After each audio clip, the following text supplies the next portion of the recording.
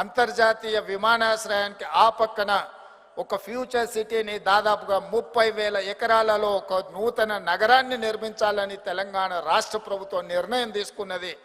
మిమ్మల్ని అందరినీ సాధారణంగా ఫ్యూచర్ సిటీలో అన్ని రకాల పరిశ్రమలతో పాటు పరిశ్రమలే కాకుండా అన్ని రకాల సాంకేతిక నైపుణ్యంతో ప్రపంచంతోనే పోటీ పడే విధంగా ఒక న్యూయార్కో టోక్యోనో ప్రపంచ దేశాలలో అభివృద్ధి చెందిన నగరాలతో పోటీ పడే విధంగా ఈరోజు మేము ప్రణాళికలు రచిస్తున్నాం. చాలామంది అప్పుడప్పుడు మాట్లాడుతుంటారు తెలంగాణకు ఆంధ్రప్రదేశ్కు పోటీ అని. నేను ఒక మాట చెప్పదలుచుకున్న, తెలంగాణ ఆంధ్రప్రదేశ్ కలిసి ప్రపంచ దేశాలతోనే పోటీ పడే విధంగా అభివృద్ధి చెందాలి. ఈరోజు మనకు మనం పోటీ కాదు, మనం ప్రపంచంతో పోటీ పడే స్థాయికి మనం ఎదిగినము.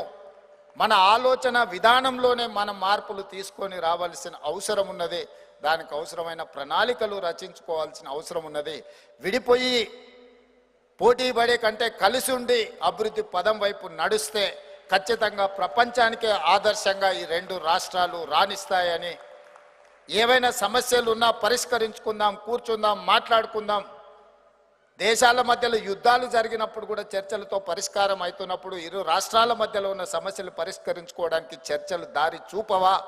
ఈ ఆలోచన మనం చేయాల్సిన విజ్ఞత మనకు లేదా అని చెప్పి నేను ఈ సందర్భంగా మీ అందరి ముందు చెప్పదలుచుకున్నా. అందుకే మా ప్రభుత్వం ఏర్పడ్డ తర్వాత నాకు సంతోషం అనిపించింది. వేదిక మీదకి వచ్చిన తర్వాత శ్రీమతి ఇందిరాగాంధీ గారి విధి విధానాలతో ప్రజా ప్రభుత్వాన్ని మేము ఏర్పాటు చేస్తే ఇందిరా దత్ గారు ఈ కార్యక్రమాన్ని ఏర్పాటు చేసినారు.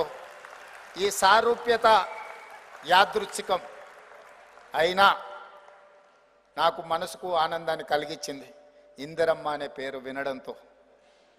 ఈ సారూప్యత విధానాలలో ఆలోచనలో వైరుధ్యాలు ఉన్నా మనల్ని ప్రోత్సహించడంలో తప్పకుండా ఇవన్నీ ఉపయోగపడతాయని నేను భావిస్తున్నా.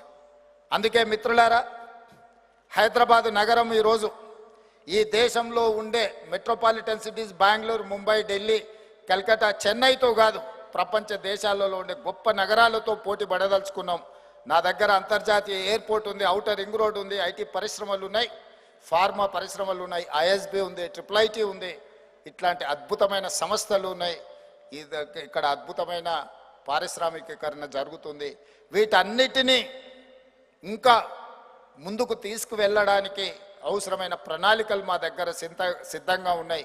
తెలంగాణ రైజింగ్ అనే స్లోగన్తో 2050 ప్రణాళికలు రచించుకొని రాబోయే 25 సంవత్సరాలు ఒక అభివృద్ధి ప్రణాళికను మేము సిద్ధం చేసుకుంటున్నాం. అభివృద్ధి ప్రణాళికలో మీరందరూ భాగస్వాములు కావాలి. మీ సంపద అంటే ఆర్థిక సంపదనే కాదు, మీ జ్ఞాన సంపద కూడా ఈ తెలంగాణ రాష్ట్ర అభివృద్ధిలో మీరు భాగస్వాములు కావాలి. మీకున్న నాలెడ్జ్ పార్ట్నర్షిప్ని తెలంగాణలో పెట్టుబడిగా పెట్టండి. మీకు ఏం కావాలన్నా సింగిల్ విండోలో పర్మిషన్లు ఇచ్చే బాధ్యత నాది, మా ప్రభుత్వాన్ని అని చెప్పి నేను ఈ సందర్భంగా తెలియజేయదలుచుకున్నా. ఈ కార్యక్రమానికి ఆహ్వానించడానికి వేమిరెడ్డి ప్రభాకర్ రెడ్డి గారితో ప్రతినిధులు వచ్చినప్పుడు ఏదో సమస్య, ఇట్లాంటి సమావేశాలు సభల కోసం రోజు చాలా ఆహ్వాన పత్రికలు వస్తుంటాయని అంత నేను దీని మీద దృష్టి పెట్టలేదు. కానీ ఈరోజు వివేక్ గారు వచ్చి వెళ్దాం పదా అని వచ్చిన తర్వాత నిజంగా రాకపోయి ఉంటే ఒక ముఖ్యమైన సన్నివేశంలో నేను గైరాజర్ అయి ఉండేవాడిని. ఈరోజు ఇక్కడికి రావడం ద్వారా ఒక మంచి కార్యక్రమానికి హాజరైన, ఒక మంచి అంశాన్ని ప్రస్తావించి తెలంగాణ రాష్ట్రాన్ని అభివృద్ధి పదం వైపు నడిపించడానికి మీ అందరితో మాట్లాడి మిమ్మల్ని అందరినీ కలిసి, ముఖ్యంగా చాలామంది ఆత్మీయులు ఈ వేదిక మీద కలిసిండ్రు.